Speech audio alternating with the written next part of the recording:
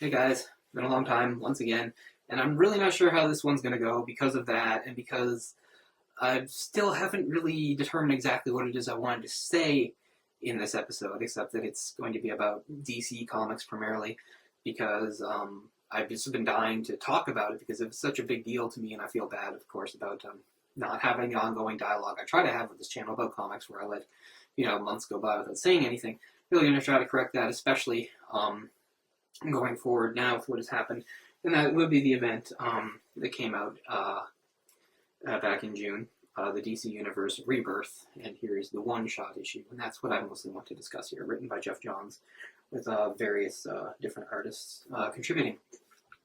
Apologize for all the uhs, out of practice. Feels like I'm saying that every time now because I'm just not being consistent. Anyway, that's fine. We'll deal with that later. So this is going to be full of spoilers. So if you had a chance to read the comic, hopefully you have already. And if not, maybe you're just looking back at waiting to see how things shake out. Maybe you don't mind me giving spoilers, because I'm really going to take us through this comic. Now, what this is basically signifying is the end of the whole New 52 thing. Now, years ago, back in September of 2011, when the New 52 started, I don't know how I felt about it exactly, but all I could see is somebody who was more Marvel than DC, and, besides Batman, really didn't have a lot of DC experience and stuff, or knowledge and stuff like that. I saw it as a chance to get in on the ground floor with some of the new number ones and, and go forward from there. And since they were getting rid of so much old continuity, just embrace this new continuity and learn the characters that way. Now, 5 years later, I think we've seen that it's backfired in a lot of ways. And people weren't I don't think the New 52 ever really took. I wasn't enamored with it. Even though Batman, you could say, was changed the least, and he was the main character I read from, there were still things in it that really didn't sit well with me, particularly making, one of the things they did in New 52 was make so many of the characters younger. Except it didn't work in Batman's continuity, because they still had Damian Wayne, his son, there, so the continuity didn't line up. If heroes were only supposed to be around for about 5 years, then why is Damian, at least 10? And stuff like that. And what they did also was they de-aged Jim Gordon, and by the end I was collecting detective comics rather than Batman comics, something I'd come to regret. It was just blind luck. I just made a sort of a coin toss between the two.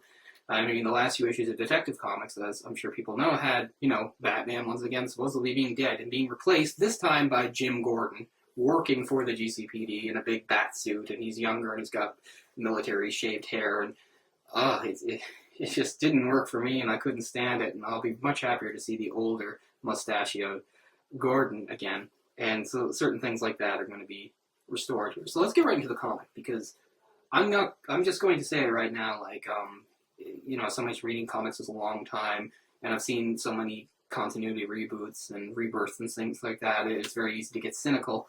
And this sort of thing in DC has been going on since 1985, with the original, Crisis on Infinite Earths, which I'll reference again later. It's hard to feel good or positive about a lot of these things, even though you really want to. I feel really good and positive about this. And another thing is, since I'm not a DC person beyond Batman, I have nothing by Geoff Johns. I've just got little things here and there. Actually, I've got a Batman by Geoff Johns. It's the Earth 1 Batman, and I absolutely hate it. It's the worst Batman I've ever owned, and I can't stand it, and there's no time now to get into it. And I was just it's not that it was badly written, it was just, and I get what Earth 1 was for. Here's an Earthman, Superman. It was sort of like the equivalent of Ultimate Marvel, in that they were giving, the characters reimagining, a tweak, and stuff like that. Even besides the New 52. I just couldn't stand the Batman one, so I was just geez, this is what Geoff Johns does. But I know Geoff Johns was a big deal. Did a lot of great work, supposedly helmed a lot of big events like Blackest Night and things like that, which I recently read and thought was okay. I'm never going to be a Green Lantern guy, and it was mostly about lanterns. He did The Flash and Green Lantern. Anyway, Geoff Johns, there's a huge hole there. I hadn't read him. So he's the writer here, and I think he's written something really, really good. And I'm saying this as somebody that, again, only has a certain amount of attachment to most of these characters besides Batman. Some of them no attachment at all. And what he accomplishes in this comic is really amazing to me. So it starts with some stuff and talking about watches. And, as any comic nerd knows what this could at least be referencing. We have an unseen narrator talking about being given a watch. and putting the watch together and the watch breaking. He says, the watch, I lost time. But then he says, everyone did. And we get into it. So we all know what that is referencing, but we don't know what they're going to do with it. We've seen sort of things like this before, but we'll get to that.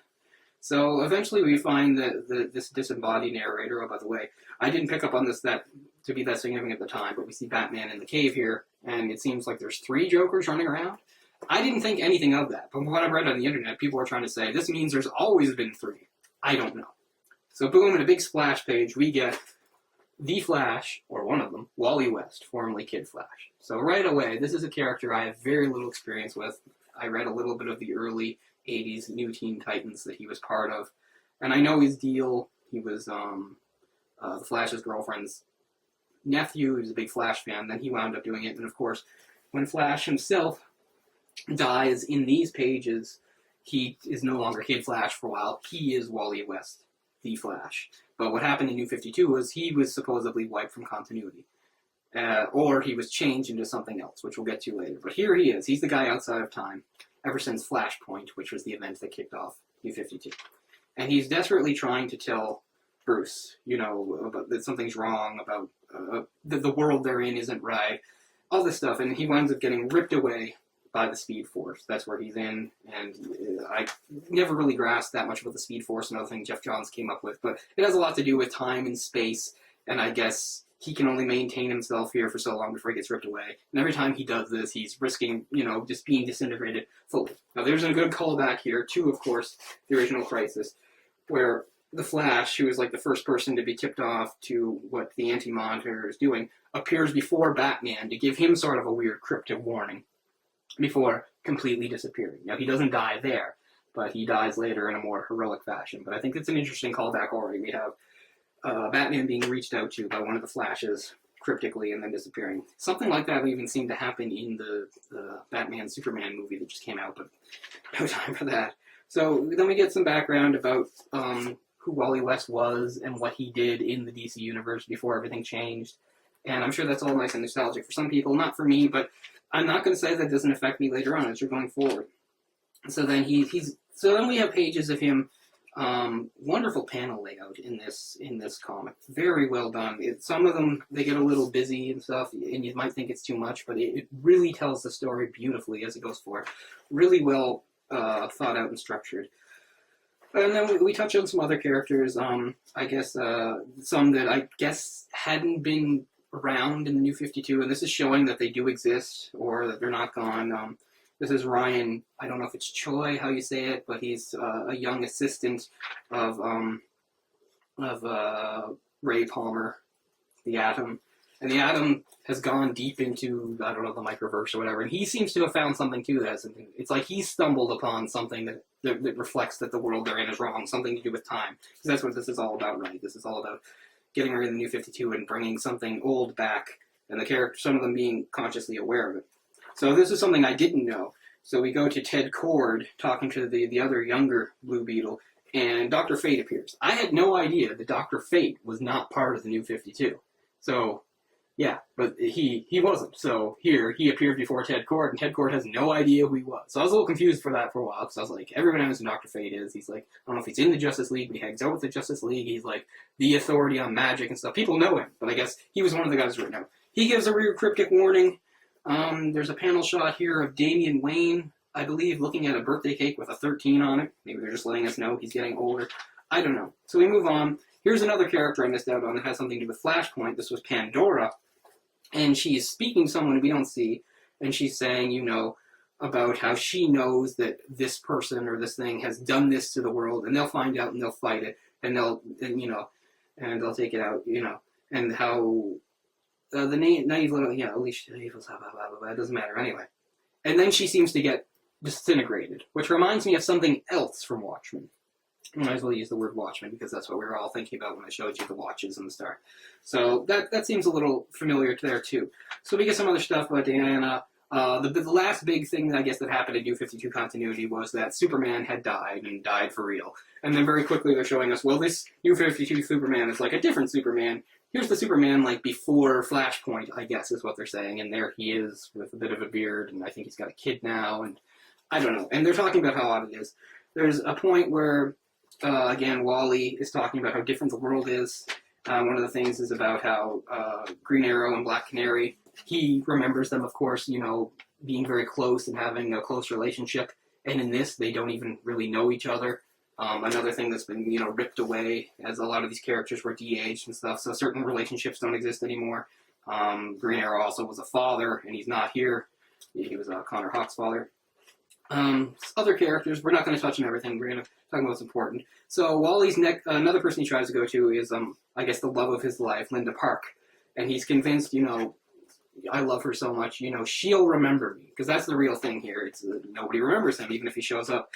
And he talks to her and stuff like that. But all she says is, I don't know you. And this is almost too much for him. He's pretty much convinced, okay, if the love of my life, the one person, I love, and love me, she doesn't know me, this isn't going to work. I can't keep doing this, and what's even the point? There's a little panel here that gives us a preview of what's going to be happening in Batman with these two characters. I think they call themselves Gotham or something. We'll talk about that. There's a little thing with Swamp Thing and John Constantine, hinting at their series coming up. Okay, so this is where we get into some stuff I didn't know about until after the fact. And when I said Wally West didn't exist in this continuity, actually he does in the New 52 continuity, just not this Wally West. They invent what they did, which happened a lot with the New 52 and stuff, was that certain characters we thought were, but in this, it turns out we thought they were changed completely, sometimes given like a race lift. There was a Wally West in the New 52, but he was younger, and he was African American, black, whatever, and there he is. Here it's explained that they're just both Wally West. They're related. He does a little talking here about like his family and stuff, and it turns out this is a cousin of his. So that they're actually both Wally West. So that it wasn't the red-haired Wally West that we knew wasn't actually replaced. This is just another guy who was Wally West, but it is kind of weird that he wound up getting the speed powers. And of course, finally we get to his big hero, Barry Allen the Flash. And this is where we get into some of the stuff, the heart of this comic, and what it's talking about, and what it's going to accomplish going forward. And he talks about Barry being a hero, and him smiling while doing on the job, and how he loved being a hero. And that's probably a direct commentary on the world we got into. We're so far from the Silver Age. It's like, oh, we want to distance ourselves so far from Silver Age stuff that's so goofy and silly that we can't even have heroes that smile or are happy and just do good anymore. And Barry was sort of a signal of that. Now we get into, I think, the best part of the comic. And I want to say again, I own nothing The Flash. All my books here, no Flash. None. Flash just shows up here and there in things. Most of the time it's Barry Allen. Sometimes it's Wally West. And he's fine. Never any problem with him. So this is coming from a person that has no real emotional attachment to either Flash, either Wally West or him. And yet these panels, they look so good too. He finally appears to Barry and tries to get him to remember. Even though he doesn't think it's going to work. And you can see just them crackling with energy and everything going on. Now, these next few panels, I think, are some of the best I've read in forever. I can't go into everything he says, but eventually he just realizes it's not going to work, I'm going to die. He just starts thanking him. Thank you for your kindness, your inspiration, for being there so many times, for now, the last time. And anyway, he's like, you're right, Barry, I was taking this gift. And it looks like, and Barry doesn't know who this guy is. He feels bad appearing to him, and, goodbye. He's at peace. He's frustrated and sad, but he's at peace, At least he got to thank his hero one last time for giving him the life he had. And then all of a sudden, you just see him narrow his eyes, and he says, Wally? And he reaches out. And damn if he doesn't remember him, and pull him out of the Speed Force, and somehow pull him into the reality safe. And he says, I'm so sorry, Wally. How could I ever forget you? And I'm almost a little choked up at that. Again, I don't care about Flash. I didn't read this stuff. I wasn't reading these books in the 80s and 90s and stuff like that. These were secondary characters. They flew around and did stuff while the characters I cared more about, like Batman, did stuff. So I don't even have that connection. And yet this was so emotional and so well pulled off that it did everything it was supposed to do. It worked. And it made me think, okay, they're going to fix this world, and they're going to make it the way it was supposed to be again, somehow. And damned if I'm not on, rooting for the Flash. So then he's sort of discussing, saying, the whole Flashpoint thing, which you thought you caused, by the way, if a little background on Flashpoint, it first seemed to start with him going back in time to stop Reverse Flash from killing his mother. He does do that, and it's almost like an Age of Apocalypse type thing, right? by doing that, he drastically alters the timeline, blah, blah, blah, everything's fucked up and bad, and then New 52 comes out of that, actually. And then he says, no, it wasn't actually they did it. It wasn't Barry. It was something else. Someone else. We go back to Batman in his cave, and, well, he's like, whoever they are, they did this for a reason. I think they took the years to weaken us. They struck deep in our hearts, Barry. But who was it? Thawne? That's Reverse Flash. No, they'd be more powerful, far more powerful than Reverse Flash, more powerful even than Darkseid. There's a force out there we've never met. And here's Batman in his cave looking at something that Wally had mentioned to him before he ripped away, which was the letter given to him from Thomas Wayne, from the Flashpoint timeline where Bruce had died and Thomas had lived and become Batman.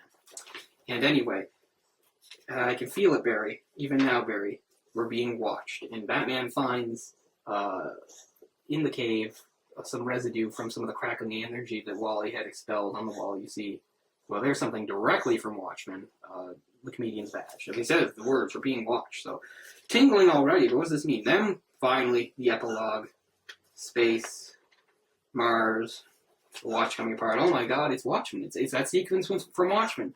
It's going, we're getting it. And then we get the narrative, direct narrative, from the end of Watchmen between Ozymandias and Dr. Manhattan. I did the right thing, didn't I? It all worked out in the end.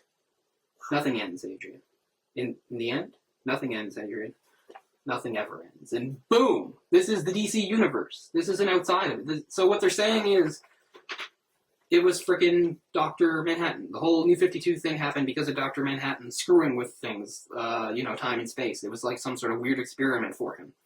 Now, a lot of people just say that's a pretty big gimmick. Oh, they're just going to bring, the Watchmen stuff directly into the DCU. Something they, always, I guess, could have done with DC owning the rights all this time. And it's like, maybe it's just a big cash grab to do it. I don't think so. I think Geoff Johns has done something extraordinary here. And it's gutsy, and it's good, and it just has me really interested going forward. I don't think they're going to just make Dr. Manhattan some weird detached villain. I don't think it's going to be some big thing like in this where just all the heroes have to get together and beat him up. I think it's going to be something a lot deeper than this. This is some very meta stuff. So what I think is happening here, again, is it's sort of a rejection of some of those deconstructionist comics. Not them themselves, like Watchmen, which is fantastic. Dark Knight Returns, those are the two everybody talks about. There were more. But of course what happened in the late 80s and going forward was, these were so revered and so respected and so loved that it had such an effect on, of course, all superhero comics, Marvel too, and stuff, that we got basically what a lot of people call the Dark Age. Don't have time to talk about it. You've seen me talk about it a lot. Where, they went too far, and it wasn't cool or anything anymore. It was just sort of adolescent and silly. It's like, oh, just so dark and gritty just for the sake of it without any really good context or any subtlety at all. And I think what Johns is doing here really is just saying, even all these years later, comics have sort of been swallowed up by people chasing that dragon, just trying to do those things again. And look where we ended up. We ended up with the New 52, where things just weren't right, where characters were always unhappy, relationships were taken away or destroyed, and legacies and things like that. They were all just wiped, and it wasn't right. And the DC still had a chance here to do sort of the right thing. And so it's interesting to see that done in like a DC comic going forward. He's basically saying, we went way too far in one direction, and here's a chance to pull us back. It's called a rebirth for that reason, and there's still going to be new stuff going forward. He's not saying, oh, we'll just go back to the way things were in the old. But I just mean, I think before I read the comic, I thought what a lot of people thought before reading the comic, which is, okay, here's some more continuity house cleaning. We've time for another reboot, time for some more stuff where we sweep some continuity under the rug and pull some, and that's not really what is being here. This is much more thematic than that, and it gets very meta, I admit, but I love that stuff. That's why I'm a comic reader. I like that meta stuff. So yeah, and it's given me a lot of hope going forward and a lot of interest. They talk about Green Arrow there. So here's Green Arrow Rebirth, because I thought, here's another jumping on point with new number ones, so why not, So in addition to Detective Comics, which is Detective Comics and Action Comics, ironically, are the only ones not going at number ones. They're going back to their old numbering, because you remember, they were being such old comics that had never restarted until the New 52. They had very high numberings. And then New 52 started them back over at 1 again, which I think a lot of people thought was blasphemous. Well, their old numbering has been restored, so I'm getting Detective Comics like 935 or whatever. It's going to be pretty funny when it gets into the thousands, but whatever. But I also said, it's time to do something that's not Batman too. The $2.99 price tag is nice. All the comics right now are $2.99, which is great. I love Marvel to do that. And you're right. A lot of these comics, they're coming out more often though, so you're still paying just as much, but at least it's more content. So yeah. So Green Arrow is what I picked. I thought, hey, why not? Might have a little more to say about Green Arrow going forward. I picked up a collection of his, but I don't want to overload this. I think that went quicker than I thought it did.